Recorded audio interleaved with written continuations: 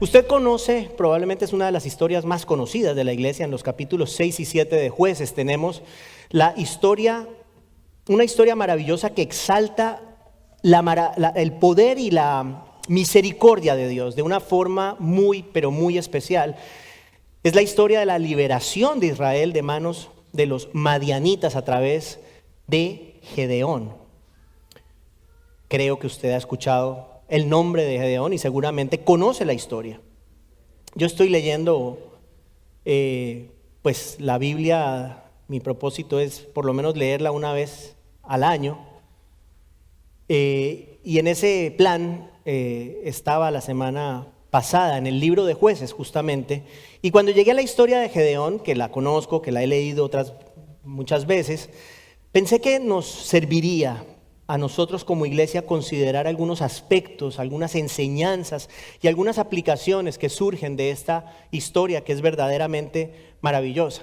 Ahora bien, debido a la longitud del pasaje no lo vamos a leer en esta ocasión. Hoy no le voy a pedir que se ponga de pie porque si no lo tendría de pie como 45 minutos y no quiero hacer eso. Vamos a presentar iniciando el contexto histórico que llevó a Israel a necesitar esa liberación de los madianitas. Luego vamos a presentar un resumen de la historia. Repito, no la puedo leer toda porque si no se nos va todo el tiempo del sermón, pero voy a resumir la historia en breves palabras. Y finalmente, y el cuerpo del mensaje de hecho es considerar esas enseñanzas y ciertas aplicaciones que vamos a poder ver y que obtenemos para nuestra vida en este recuento.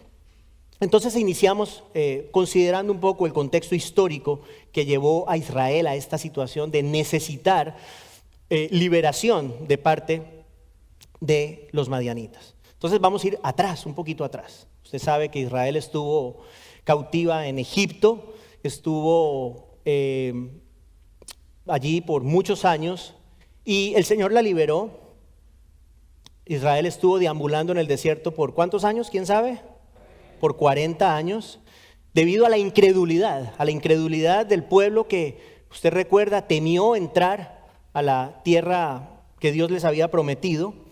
El Señor dijo, ustedes no van a entrar, ustedes no entran. Esperó el Señor a que esa generación incrédula muriera y fue la siguiente generación de Israel que entró a conquistar la tierra de Canaán al mando de Josué. Usted, si ha leído el Antiguo Testamento y particularmente el libro de Josué, se ha dado cuenta que el Señor le dio impresionantes victorias a Israel, peleó de una manera increíble por ellos, pero Israel cometió un gran error en ese momento. El Señor les había dicho que tenían que expulsar a todos y ellos no lo hicieron. Expulsaron a algunos, pero no expulsaron a todos. El Señor les dijo, debes expulsarlos, no hagas pacto con ellos ni con sus dioses. ¿Qué pasó? Que cuando Josué muere, Israel entra en una gran decadencia espiritual, justamente por causa de esa desobediencia. Y interesantemente dice en Jueces 2, el verso 10 del capítulo 2 de Jueces, dice que esa nueva generación no conocía al Señor, ni la obra que Él había hecho por Israel. Es tremendo, porque ahí está la clave. Esa nueva generación de israelitas no tenían temor del Dios de Israel, que había mostrado tantas maravillas al pueblo de Israel hasta ese momento. Luego en los versos 11 al 13 de Jueces capítulo 2, leemos estas palabras que son muy importantes para entender lo que vamos a ver hoy.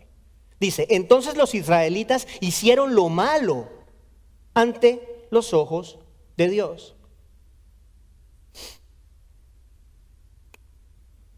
Sirvieron a los Baales.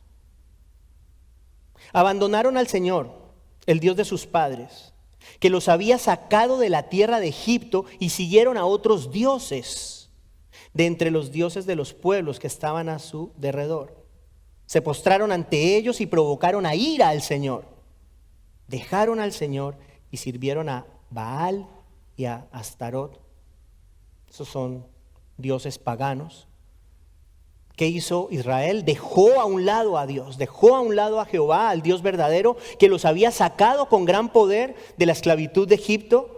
Recuerda, enviando plagas, partiendo el mar, posteriormente sosteniéndoles durante 40 años en el desierto, les daba pan del cielo, les sacaba agua de la roca y se aseguraba incluso de que sus sandalias no se gastaran. Todas esas cosas las hizo el Señor, pero Israel se le olvidó. Abandonaron al Dios que les entregó naciones mucho más poderosas que ellos, peleando por ellos, y los llevó a impresionantes victorias, como por ejemplo la toma de Jericó, que usted la conoce, es increíble. Israel se olvidó de Dios porque su corazón se desvió de las naciones que Jehová le había mandado expulsar por completo. Por esta razón, ¿qué pasó? Primera cosa que quiero que veamos aquí, dice, se encendió la ira de Dios. No le quepa duda. ¿Dios es un Dios de amor? Sí, pero también es un Dios de ira. Se encendió la ira de Dios contra Israel, dice, leemos en los versos 14 al 16 de Jueces capítulo 2, sigo en el capítulo 2, dice, la ira del Señor se encendió contra Israel y los entregó en manos de salteadores que los saquearon. También los vendió en mano de sus enemigos de alrededor. Y ya no pudieron hacer frente a sus enemigos. Por donde quiera que iban, la mano del Señor estaba contra ellos para mal, tal como el Señor había dicho y como el Señor les había jurado, y se angustiaron en gran manera. Es tremendo. Ese mismo Dios que los bendijo de gran forma, ahora su mano estaba contra ellos para mal. Es lo que le dimos, para mal. ¿Qué pasa? Que Israel se encontraba sumido en el desespero por el castigo que Dios les estaba enviando. Y ellos clamaban y el Señor en su misericordia les respondía enviando un líder para liberarlos de diferentes opresiones. Y eso es lo que vemos en el libro de Jueces. El libro de Jueces es un ciclo. Es un ciclo, es un patrón que se repite todo el tiempo. Es lo mismo. Es lo mismo todo el tiempo. O sea, Israel está desesperado. Bueno, primero que todo, Israel peca, Dios lo castiga, Israel se desespera, clama a Dios. ¿Qué hace Dios? Escucha su petición y levanta a un líder. Se llaman jueces, son jueces. Líderes que durante esos ciclos liberaban a Israel de la opresión que Dios mismo había mandado sobre ellos. ¿Qué pasa? Que cuando el líder moría, otra vez empezaba el ciclo. El líder moría y otra vez empezaba Israel a pecar contra el Señor, idolatrando a los dioses de las naciones que ellos no habían desalojado. Esa es básicamente la idea del libro de Jueces, ese patrón que se repite. La historia de Gedeón es parte de ese ciclo. Es parte de ese ciclo que se repite todo el tiempo. Antes de Gedeón hubo dos jueces, Débora y Barak. Y dice la Biblia que hubo 40 años de calma durante el liderazgo de esos dos jueces. Pero luego, ahora si entramos en el capítulo 6, verso 1, dice que los israelitas otra vez hicieron lo malo ante los ojos del Señor, y el Señor los entregó en manos de Madián por 7 años. Entonces ahí empieza nuestra historia. Los israelitas hicieron lo malo delante de los ojos de Dios. ¿Quiénes eran los madianitas? Descendientes de Madián, uno de los hijos de Abraham, que tuvo con Cetura, mujer que tuvo después de que Sara murió. ¿Qué pasa en la historia? El Señor, como parte de su juicio contra Israel, había permitido que estos madianitas entraran a robar las cosechas y los animales de Israel. Y los estaban empobreciendo. Israel estaba pasando física hambre por causa de los madianitas. Y Gedeón aparece por primera vez en esta historia, adivine haciendo qué. Estaba buscando esconder el trigo para que los madianitas no lo pudieran encontrar. Está Gedeón en ese proceso de esconder el trigo y se le aparece, dice, el ángel del Señor. Es interesante porque en esa porción la Biblia utiliza el ángel del Señor y el Señor de manera intercambiable. Es Dios. Se le aparece Dios. Se le aparece el Señor. Y le dice que va a librar a Israel por medio de él. Gedeón le ofrece una ofrenda, luego procede a construirle un altar y luego destruye el altar del dios pagano Baal. ¿Qué pasa cuando hace esto? Le trae problemas a Gedeón. La gente de su clan, la gente de su ciudad quieren matarlo por haber destruido el altar de Baal. El papá interviene, el papá de Gedeón, su padre, interviene y convence a los hombres diciéndoles, miren, si Baal es un dios real, deje que él se encargue de Gedeón. No le hacen nada finalmente. Luego Gedeón pide una prueba a Dios de que realmente está con él, a pesar, y esto es importante, de que el Señor ya se lo había comunicado, porque ya le había dicho, estoy contigo, tú vas a liberar. O voy a liberar a Israel por medio de ti. Sin embargo, él le pide una señal. El Señor le concede la petición a Gedeón y le da la señal. Usted conoce la señal, no la voy a hablar ahorita para no extenderme. Ya viene entonces la hora de la guerra, ¿no? Gedeón acampa con un ejército conformado por hombres de su clan, también por hombres de su tribu, que era la de Manasés, y por hombres de otras tribus de Israel, la de Aser, Zabulón y Neftalí. O sea que tenían un grupo de guerreros para enfrentar a los madianitas. ¿Qué pasa? Y esta es una de las partes más conocidas de la historia, que el Señor decide reducir dramáticamente el número de hombres de Israel y deja a Gedeón solamente con 300 hombres. Cuando originalmente tenía 32,000.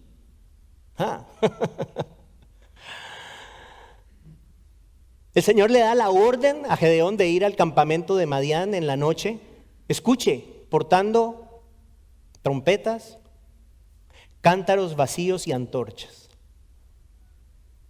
Los madianitas entran en pánico y empiezan a matarse entre ellos. Israel termina venciendo a un ejército de 135,000 hombres con 300. Esa es la historia. Esa es la historia de Gedeón, brevemente. Ahora, vamos a analizar varios aspectos importantes que vemos en esta historia. Como les dije, incluyendo algunas consideraciones prácticas para nuestras vidas. Entonces, es lo primero, primer punto, primer aspecto que vemos aquí, que yo quiero resaltar, la misericordia y la compasión de Dios. Y esto lo leo del capítulo 2, no es del capítulo 6 ni el 7, del capítulo 2, el verso 18, no está en el pasaje, pero establece el patrón repetido de misericordia de Dios. Dice, cuando el Señor les levantaba jueces, el Señor estaba con el juez y los libraba de mano de sus enemigos todos los días del juez, porque el Señor se compadecía por sus gemidos a causa de los que los oprimían y afligían. Hermanos, yo no sé si a usted le ha pasado de repente que una persona le aflige de manera repetida. Una cosa es perdonar a una persona que le hace a uno algo una vez, quizás dos, pero si usted tiene una persona que está pasando por encima de usted permanentemente, la cosa es más difícil, ¿cierto? Es más difícil. Bueno, eso fue lo que hizo Dios con Israel. Israel permanentemente deshonraba al Señor con su desobediencia y el Señor permanentemente les mostraba compasión cuando ellos clamaban a Él. Y el llamamiento de Gedeón es resultado de esa compasión de Dios. Ahora, Israel despreciaba repetidamente la bondad de Dios con su pecado. Le hago una pregunta, Porque a veces tendemos, claro, escuchamos estas cosas de Israel y lo primero que de repente viene al corazón de uno es a juzgarlos. Es que son cabeza dura. Y lo son. Y lo son. Pero nosotros también lo somos. Porque nosotros también hemos despreciado la bondad de Dios en diferentes formas. Por ejemplo, un ejemplo, angustiarnos en tiempos de aflicción. ¿Es humano? Sí, es un sentimiento humano la preocupación en tiempos de aflicción. Sin embargo, cuando uno ve la fidelidad de Dios y medita en la fidelidad de Dios y está en el momento de una nueva aflicción y se angustia y empieza uno, ay, ¿qué voy a hacer ahora? Pues eso no es una muestra de fe y tampoco de certeza en el Señor, y de alguna manera es despreciarle. Es despreciar al Señor. Yo le animo a que cuando usted esté pasando por alguna aflicción, o si está pasando ahorita por una aflicción, si usted se angustia, ore. Pídale al Señor que le quite la angustia, que le ayude a tener paz en Él. Otra manera en que nosotros podemos actuar como Israel, ellos ¿qué hicieron? Lo pusieron en un segundo lugar, lo apartaron. Yo le pregunto a usted, ¿acaso nosotros no hacemos lo mismo de diferentes formas? ¿Acaso nosotros no ponemos diferentes cosas por encima del Señor? ¿No hay veces que otro sinnúmero de cosas son primero antes que Él? Es lo mismo, hermanos. Es la misma actitud del corazón. Si el Señor no es nuestra primera prioridad, estamos despreciándole. Estamos despreciando al Señor. Sin embargo, ¿qué vemos? El Señor es paciente, es misericordioso con nosotros, al punto de que sus misericordias, como dice Lamentaciones, son nuevas cada mañana. ¡Qué bendición! O sea, qué bendición que cada vez que yo abro el ojo, las misericordias de Dios son nuevas para este pobre pecador. Nuevas cada mañana. Segundo punto, en la historia de Gedeón vemos la pecaminosidad y debilidad humanas. Pecaminosidad y debilidad del ser humano. Primero, la maldad de Israel. Primer verso del capítulo 6 dice: entonces los israelitas hicieron lo malo ante los ojos del Señor. ¿Usted sabe ese hicieron lo malo qué significa? Adulterio espiritual. Adulterio espiritual. Eso es lo que significa. ¿Qué es adulterio espiritual?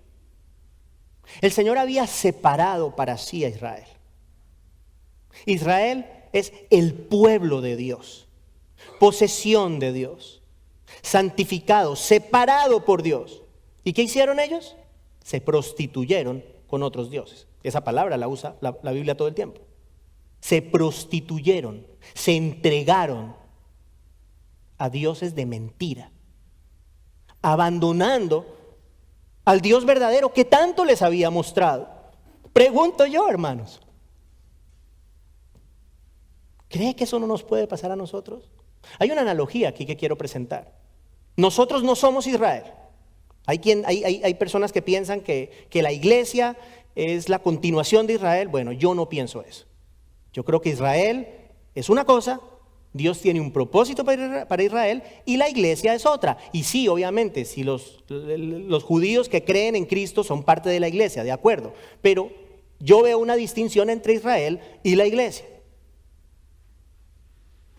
La iglesia ha sido separada para Dios. Así como Israel fue separado para Dios, la iglesia es separada para Dios. Y escuche lo que le voy a decir. Nosotros debemos tener mucho cuidado con los ídolos, que si bien no pueden estar representados en imágenes, en palos, como en aquella época, o en altares, puede ser cualquier cosa que ponemos por encima de Dios. Cualquier cosa, el dinero, el prestigio, pasatiempos, la profesión, la salud, los hijos.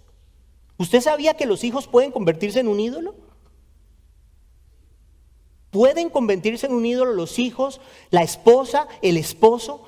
Tenemos que tener cuidado, mucho cuidado.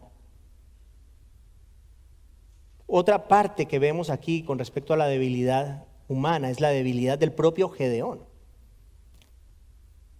Dios llama a Gedeón para liberar a Israel y escuche la respuesta de Gedeón. Verso 15 del capítulo 6. ¡Ah, Señor!, le respondió Gedeón, ¿cómo libraré a Israel? Mi familia es la más pobre en Manasés y yo el menor de la casa de mi padre. A ver si alguien le recuerda. ¿A quién le recuerda estas palabras? ¿A quién? A Moisés. A Moisés. Bien, Leito, está poniendo atención, Leito. Eso fue lo que hizo Moisés. Moisés le respondió de manera similar al Señor. Vemos en Éxodo 4:10, cuando el Señor llama a Moisés, le dice Moisés: por favor, Señor, nunca he sido hombre elocuente, ni ayer, ni en tiempos pasados, ni aún después de que has hablado a tu siervo, porque soy tardo en el habla y torpe de lengua. Hay quien dice que pareciera que podría haber sido tartamudo. Pero qué interesante, ¿no? O sea, el Señor nos dice algo y nosotros empezamos a sacarle todas las disculpas por las cuales no podemos hacer lo que Él nos está diciendo. Aquí vemos un principio muy importante, que lo vemos en 1 Corintios 1:27. El apóstol Pablo habla de esto. ¿Cuál es el principio? Dios escoge lo débil del mundo. Dios escoge lo débil del mundo. Dios no nos escoge por nuestras capacidades. O sea, no piense usted: ay, es que Señor, es que yo no tengo suficiente, no sé, educación o no sé, lo que sea. No piense usted que lo que usted ve como un impedimento en los ojos y en las manos de Dios es potencial. Potencial. ¿Por qué hace Dios eso? O sea, ¿por qué Dios escoge a los débiles del mundo? ¿Por qué Dios no utiliza a los más fuertes, a los más inteligentes, a los más capaces? ¿Por qué? La respuesta es simple: para que la gloria sea para Él. Ahí aprendemos algo muy importante: Dios no comparte su gloria. Voy a decir algo que lo dice la Biblia. Yo sé que algunas personas de repente oyen eso y les choca, pero la Biblia habla de que Dios es un Dios celoso. Es un Dios celoso de nosotros y es un Dios celoso de sí mismo. Dios no comparte su gloria con nadie. 1 Corintios 1:27 dice Pablo estas palabras. Dice que Dios ha escogido lo necio del mundo para avergonzar a los sabios, y que Dios ha escogido lo débil del mundo para avergonzar lo que es fuerte. Escuche esto, hermano. Esto es bien bonito y bien interesante. Dios no llama a los capacitados. Dios capacita al que llama. Lo voy a decir una vez más. Dios no llama al capacitado. Dios capacita al que llama, para que la gloria sea para Él. Por eso lo hace. Otro aspecto que vemos con respecto a la debilidad humana tiene que ver con el reconocimiento de Gedeón de su propia iniquidad ante la santidad de Dios. Muy importante. Verso 22 del capítulo 6. Cuando Gedeón está hablando con el Señor y finalmente Gedeón se da cuenta que está hablando con Dios porque le tomó un ratito. Mire la reacción, mire lo que dice. Al ver Gedeón que era el ángel del Señor, dijo: ¡ay de mí, Señor Dios! Porque ahora he visto al ángel del Señor cara a cara. Esto que voy a decir es muy importante, hermanos. El Señor eligió a Gedeón para liberar a Israel, no porque Gedeón fuera muy fuerte o porque Gedeón lo mereciera. Gedeón, así como usted y como yo, era completamente indigno de Dios. Aquí es vital que reconozcamos que todos somos indignos del Señor, y servir a Dios y ser usados por Dios es una manifestación de su gracia y de su misericordia hacia nosotros. No es un favor que nosotros le hacemos a Dios. El hombre que sirve a Dios no le está haciendo a Dios un favor. El hombre que sirve a Dios está recibiendo de Dios un favor.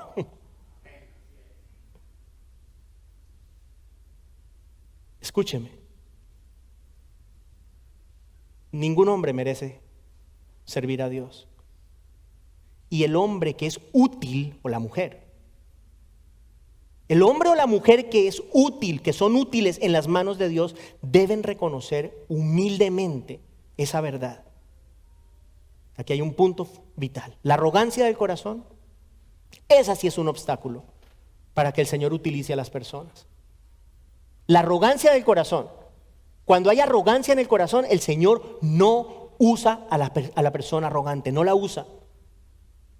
Dice la Biblia que el Señor da gracia, ¿cierto?, al humilde, pero resiste al orgulloso.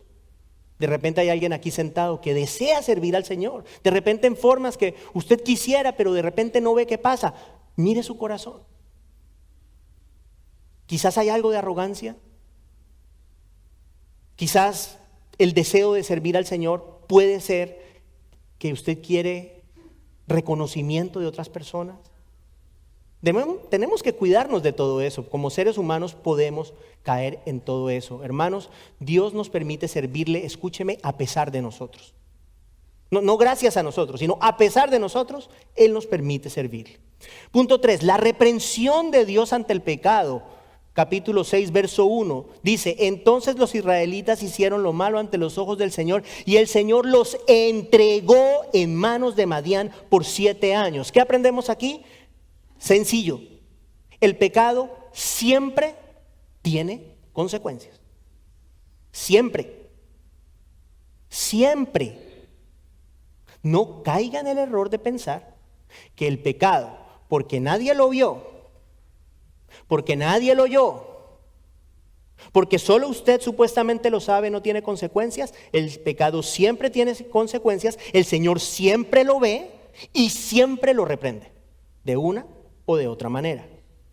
¿Y por qué lo hace en la vida de nosotros como creyentes? Porque nos ama, por eso, porque nos ama. Nos reprende con el propósito de conformar nuestro carácter según el carácter de Cristo. Quiero que sepa que hay una diferencia, y lo vemos aquí en la Biblia, entre la disciplina de Dios hacia Israel y la disciplina de Dios hacia el resto de las naciones paganas.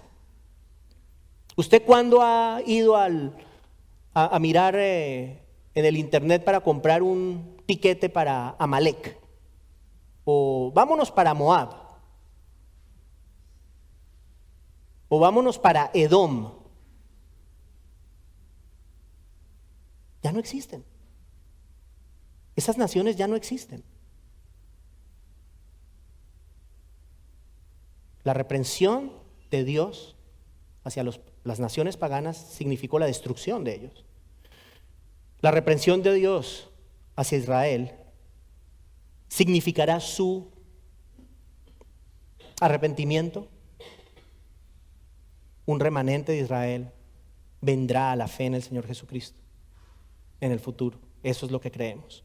Dios no ha terminado con Israel, pero sí hay una diferencia, porque Israel todavía está vivo y continúa y continuará vivo. Lo hablábamos cuando hicimos la serie de los últimos días. No piense que Israel lo van a acabar. No se puede.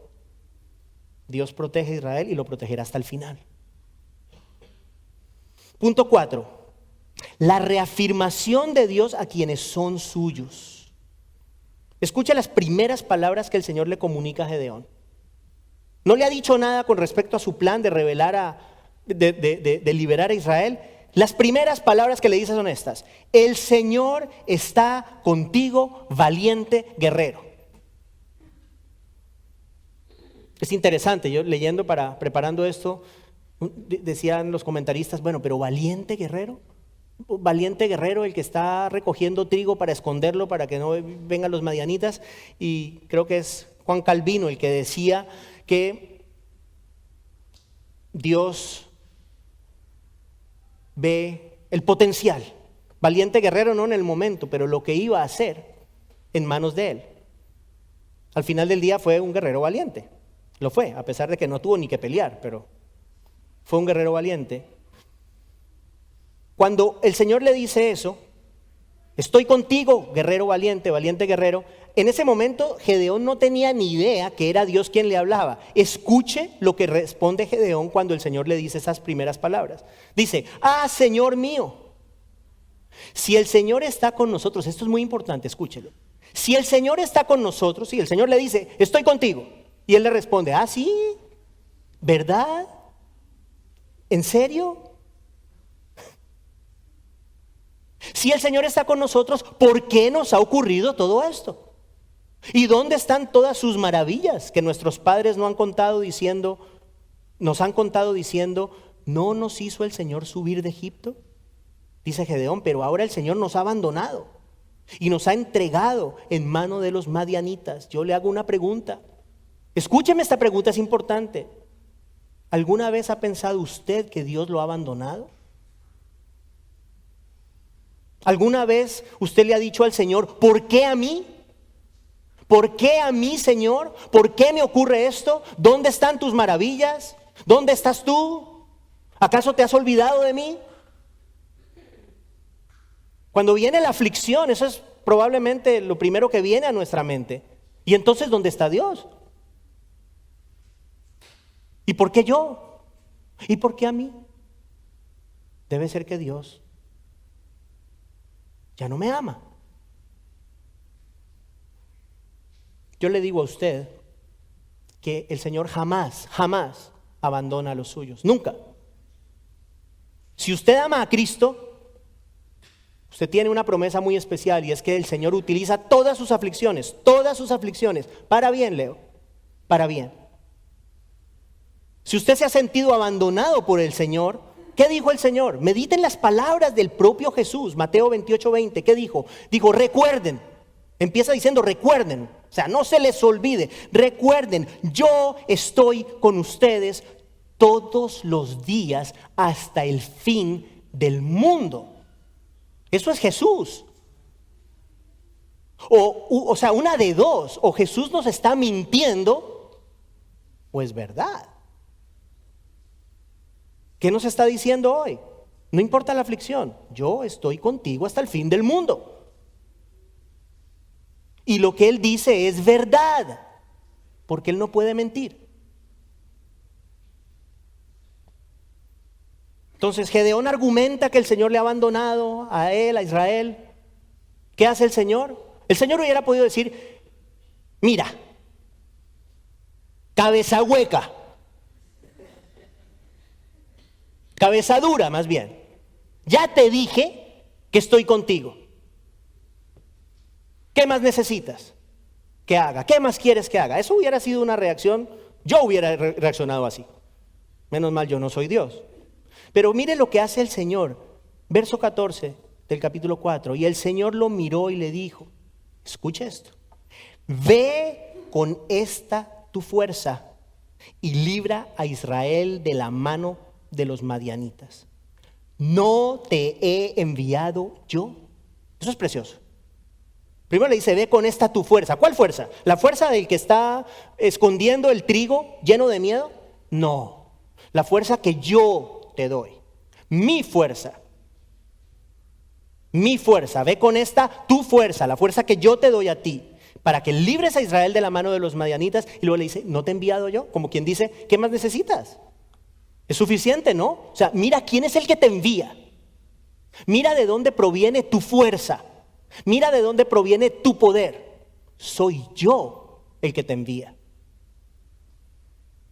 Y en el verso 16, nuevamente le dice, ciertamente yo estaré contigo y derrotarás a Madián como a un solo hombre. Aún así, aún después de estas palabras, Gedeón le pide una señal al Señor.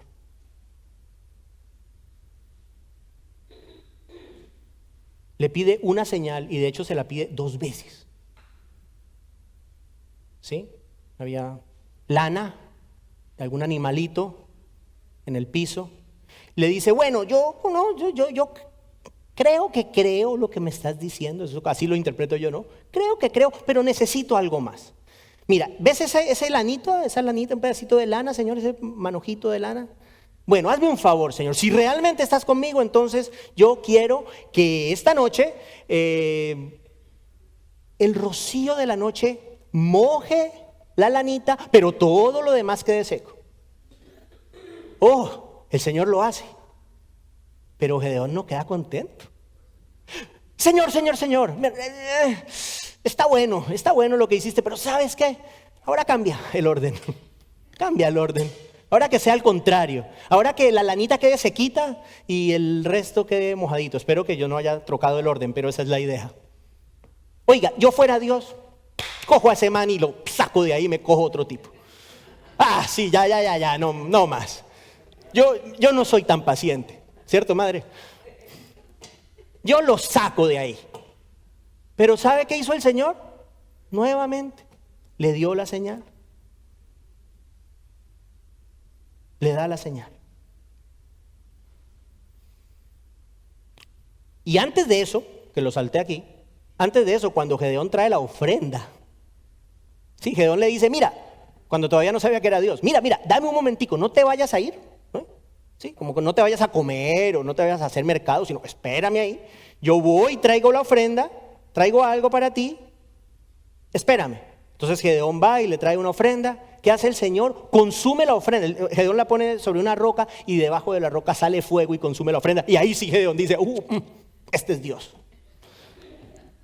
Pero después de eso, viene que le pide todas estas pruebas. Tremendo, ¿no? O sea, es como que no fue suficiente. Nos reímos, pero es lo mismo que nos pasa a nosotros.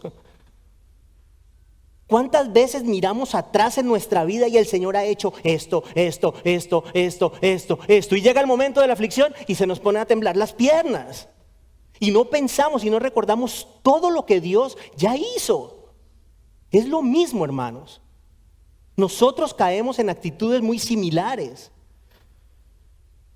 Ahora, el punto 5, cuando Gedeón reconoce que era Dios que le habla, él da 2 pasos correctos. Ese es el punto 5, los pasos correctos de Gedeón. El primero, edifica un altar al Señor. ¿Qué significa eso? Honra a Dios haciendo lo correcto. Hace algo, ¿cierto? Hace algo, reconoce a Dios y hace algo, una acción. Hago un altar para el Señor. Pero, punto 2, destruye el altar de Baal. En otras palabras, honra a Dios desechando el pecado. Desechando lo malo. Y aquí creo que viene algo que nos sirve a todos nosotros como enseñanza. Honrar a Dios no se limita a no hacer cosas malas. Hay personas que creen que yo no hago esto y ya. Pero resulta que honrar a Dios no solamente es no hacer cosas malas, pero es honrarlo activamente haciendo lo que a Él le agrada, hermanos. La obediencia no es dejar de hacer solamente, es hacer lo bueno también.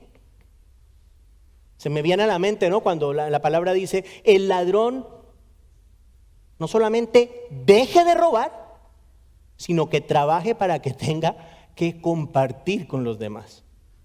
¿Sí? O sea, que no solamente es dejar de hacer lo malo y ya.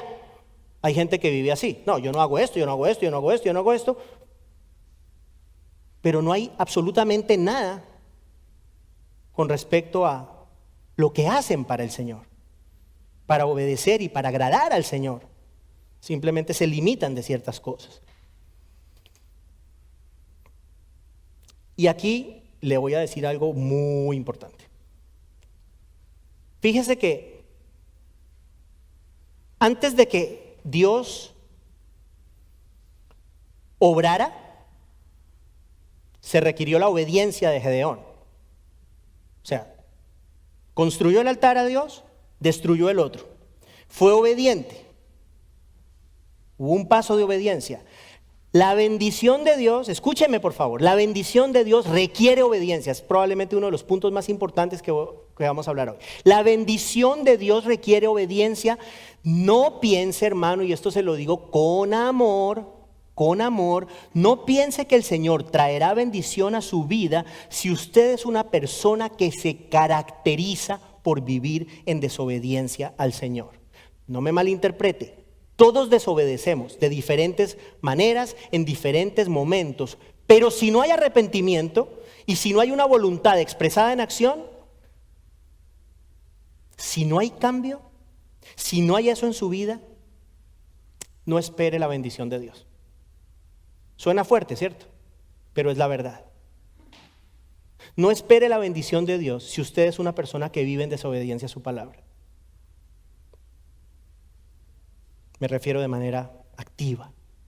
No estamos hablando de que si uno falla una vez o dos, porque todos fallamos y todos desobedecemos en diferentes momentos. Me refiero, si el patrón de su vida es una vida de desobediencia a Dios, no espere que Dios bendiga su vida porque no lo hace. No lo hace. Punto 6. La amenaza tras la obediencia. ¿Qué pasa? Gedeón destruye el altar de Baal y se le viene el mundo encima. Como dijimos al inicio, las personas de su clan y de su ciudad querían matarlo. ¿Qué principios obtenemos ahí? La bendición trae oposición. La obediencia, quise decir. La obediencia a Dios trae oposición. Pablo lo dijo de esta forma en 2 de Timoteo 3:12. Y en verdad, todos los que quieren vivir piadosamente en Cristo serán perseguidos. O sea, que puede llegar momentos en que usted sea perseguido, en que usted sea amenazado por causa de su fe. Yo le digo, no se asuste, ni tampoco se sorprenda. No se asuste y no se sorprenda. Punto 7. Ataque inminente y el poder de Madián. Verso 33 del capítulo 6. Dice, todos los madianitas, los amalecitas y los hijos del oriente se reunieron y cruzaron y acamparon en el valle de Jezreel. Escuche, era una coalición la que acampaba para enfrentar a Israel. Los madianitas, ya dijimos de dónde vienen. Los amalecitas, descendientes de Amalek, que era nieto de Esaú. Y los hijos del oriente, se piensa que no era una nación, sino grupos de diferentes pueblos que se dedicaban a robar y a saquear. ¿Qué pasa aquí? Que usted tiene Israel y tiene un enemigo que es numeroso, mucho más numeroso que los israelitas. Aquí viene un principio muy importante: no importa el poder de un enemigo, ningún enemigo es lo suficientemente poderoso si Dios pelea por nosotros. Si Dios pelea por nosotros. Romanos 8:31 lo dice así: si Dios está por nosotros, ¿quién estará contra nosotros? Dios estaba con Gedeón y necesitaba Gedeón del Señor porque los madianitas eran muchos, hermanos, eran muy numerosos. ¿Sí? Dice aquí que sus camellos eran innumerables, que ellos eran numerosos como langostas, tan numerosos como la arena a la orilla del mar. O sea que, y ya estoy acabando, pero piensa en esto. La Biblia habla de qué tan numeroso es el ejército de Madián. ¿Qué tan numeroso? ¿Y sabe qué muestra luego? ¿Qué es el punto 8? La reducción del ejército de Israel.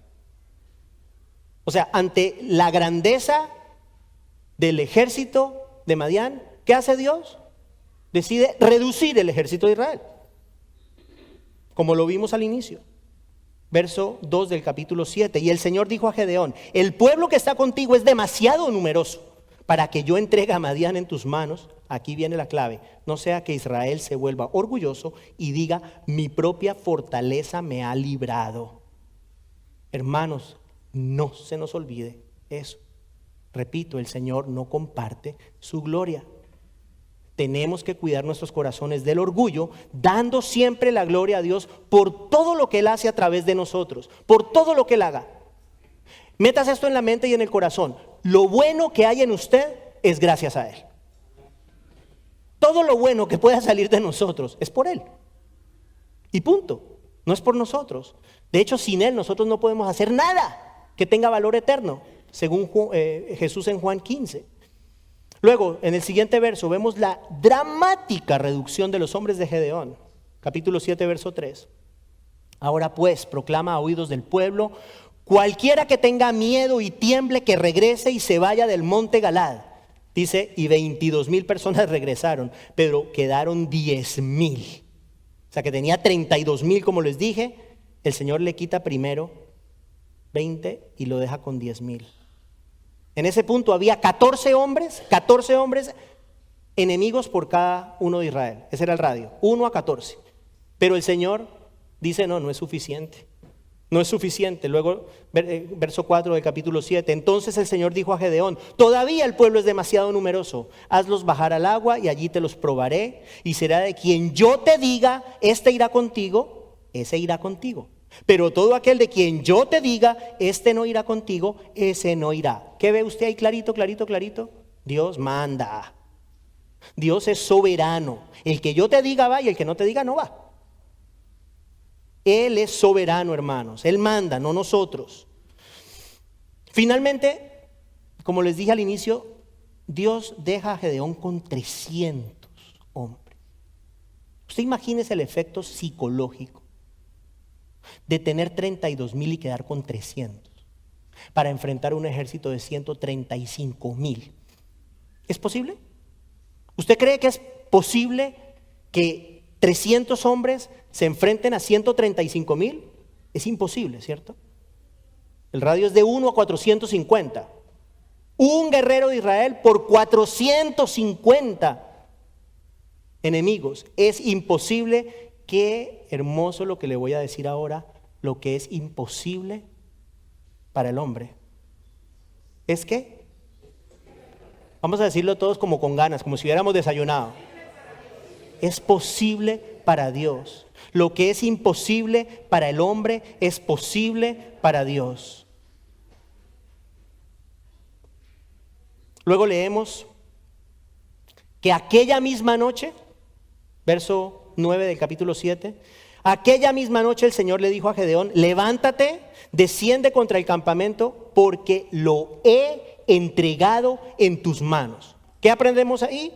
¿Había pasado ya la batalla? No había ni empezado, pero ya los había entregado.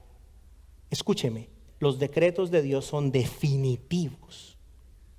Definitivos. Definitivos. El Señor decretó que Madián estaba perdido y no había iniciado la batalla, ya Madián estaba perdido. Punto 9 y final, la estrategia de Gedeón y la derrota de los madianitas. Verso 16 del capítulo 7, y dividió los 300 hombres en 3 compañías y puso trompetas y cántaros vacíos en las manos de todos ellos, con antorchas dentro de los cántaros. Hermanos, esto no es un concierto. Y ahí están las trompeticas, yo no sé de quién. Está bueno eso, ¿no? Es una señal. Esto no era un concierto, es una batalla, pero hermano, apréndase esta otra cosa importante que creo que aprendemos aquí.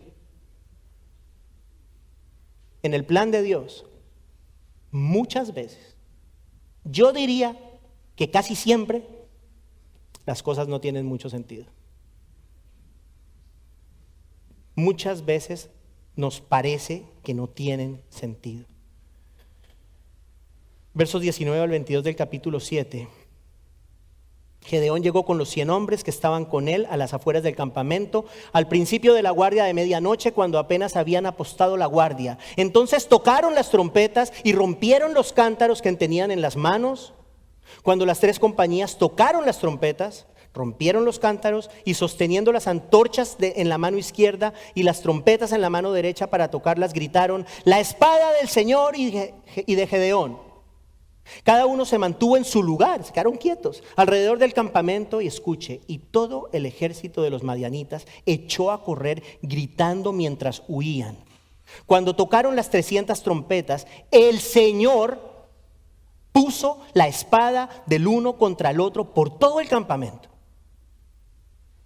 Y el ejército huyó hasta Betzita en dirección de Cerera, hasta la orilla de Abel Mejola, junto a Tabad. Termino con este último principio. Porque algo suene descabellado, no significa que no se pueda realizar.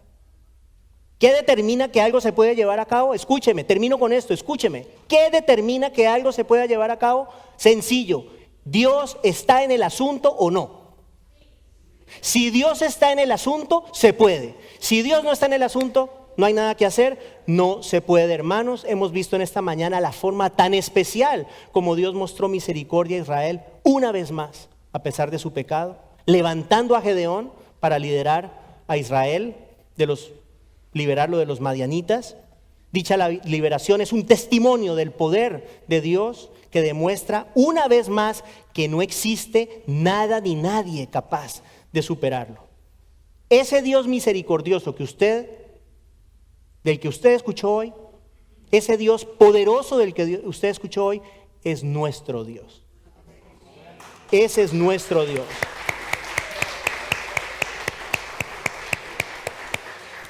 Descansemos, hermanos, descansemos en su poder en la época y en el momento de nuestra prueba. Regocijémonos en su misericordia infinita, la cual Él derrama todos los días sobre nuestras vidas. A nuestro Dios sea la gloria y la honra por siempre. Amén. Damos gracias, Señor, a ti por tu palabra, por el gran poder y misericordia que no solamente le has mostrado y le mostraste y le sigues mostrando a Israel, pero nos muestras a nosotros, a tu iglesia. Gracias, Señor, porque eres un Dios fiel, digno de confianza. Gracias porque podemos decir junto con el apóstol Pablo que si tú estás con nosotros, nadie puede estar en contra nuestra. Oramos de manera especial por las personas que están pasando momentos difíciles ahora, particularmente, y de manera especial oramos por Leo y su familia, Señor.